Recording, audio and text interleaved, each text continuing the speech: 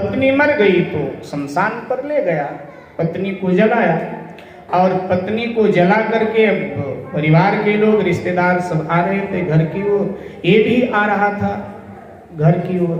तो इसका एक मित्र था, बिल्कुल दिली जिगरी मित्र था, तो इसके बगल में साथ साथ चल रहा था। तो आकाश में कुछ बादल थे, बड़े जोर से गरजे और बिजली कड़की आकाश में। तो जैसे बादल गरजे बिजली कड़की, तो ये आदमी जिसकी पत्नी मरी थी एकदम जमीन में लेट गया, ऊपर हाथ करे, फिर दोबारा जमीन में लेटा, फिर ऊपर हाथ किया, फिर दोबारा जमीन में लेटा, फिर ऊपर हाथ किया।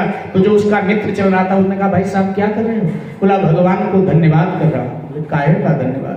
बोले, पहुंच गई तेरी भाभी भगवान के पास, हमको डर था कि कहीं लौट ना आए, लेकिन अब पक्का हो गया, अब लौटेगी नहीं, पहुंच गई भगवान के पास। बोले, ये कैसे पक्का हो गया? बोले, देखना कड़क रही है, कड़के तो बादल थे, बड़ा देखना कड़क रही है, यहाँ भी ऐसे ही कड़कती थी और भगवान के पास पहुंची है तो वहां भी ऐसे ही कड़क रही है। तो मैं समझ गया कि अब पक्का हो गया, अब लौटेगी नहीं, अब तो भगवान के पास पहुंच गई।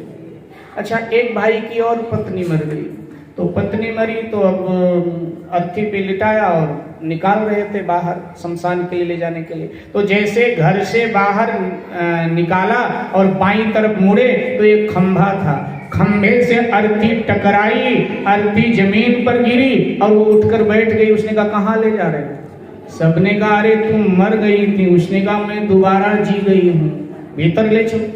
अब तो 1 साल तक वो जीवित रही। अब 1 साल के बाद में फिर उसकी मृत्यु हुई। अब फिर उसको नहला धुला कर तैयार किया, कफन वफन डाल करके, और फिर अर्थी पे उठाया और लेकर बाहर निकल रहे थे। तो आदमी बोला, पहले ये खंभा तोड़ो, ये खंभा हटाओ, इसके चक्कर में 1 वर्ष तक मुझे झेलना पड़ा है, खंभा तोड़ो पहले, नहीं कहीं फिर ना गड़बड़ हो जाए। तो कई कड़कते बहुत हैं, तो लिखा है, कड़की वो बरसात की काली घटा समा,